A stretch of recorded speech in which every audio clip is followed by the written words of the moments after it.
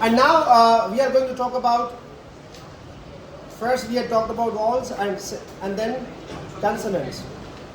You know, that's very much clear. Vowels are the sounds that create no obstruction to the flow of air. You know, the airflow that comes from the lungs, it passes out of the oral cavity very successfully. Hence, the sounds are said to be vowel sounds. And on the other end, consonant sounds are the sounds. For example, now when the airflow comes, it tries to come out of the oral cavity, but it gets blocked. Somewhere it is the lips, they are stopping this airflow. Somewhere it is, the hard palate.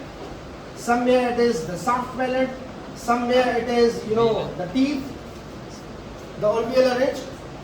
So, consonant sounds are the sounds that create impossibility or obstruction to the flow of air. Another category comes out that we call semi-vowels.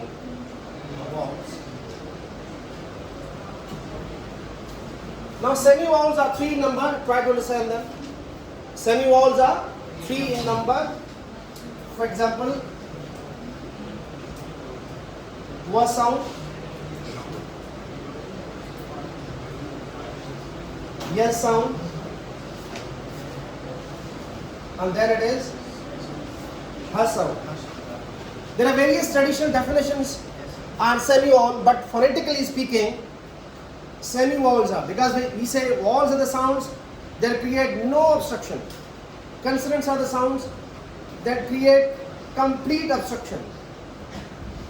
But semi-vowels are the sounds that create,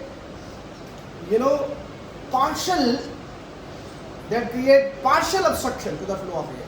Partial. How? When you make w sound. When you are making w sound, that is not the complete closure of our lips. Rather, it is the partial connection of both the lips. When you are making w sound, for example, your corners of the lips, they are coming into contact. Hence, they are making a sound that is the w sound.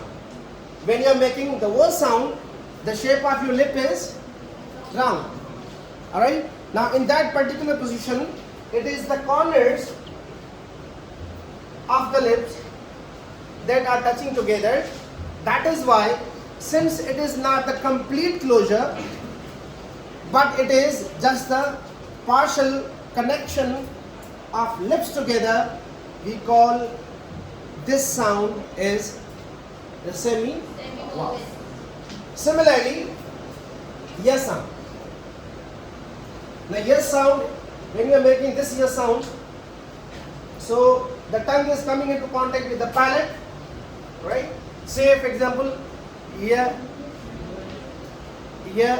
So, the blade of the tongue is in constant contact with the palate, but it's not completely touching it. There is a partial connection of the blade of the tongue with the palate. That is why the sound produced is the palatal sound, and this yeah sound is neither a consonant sound nor a vowel sound, because it is in partial attachment with the palate. That is why it is said to be a semi-vowel. That is the definition of a semi-vowel that we are proving phonetically. And the third one is her sound. Now, in the same fashion, when we are producing this her sound, again, what is happening? The air gets constricted, air gets obstructed. Where? Here in the glottis. When you're making her sound, it's not a complete closure, right? If it is her, for example, again, her sound, what is happening?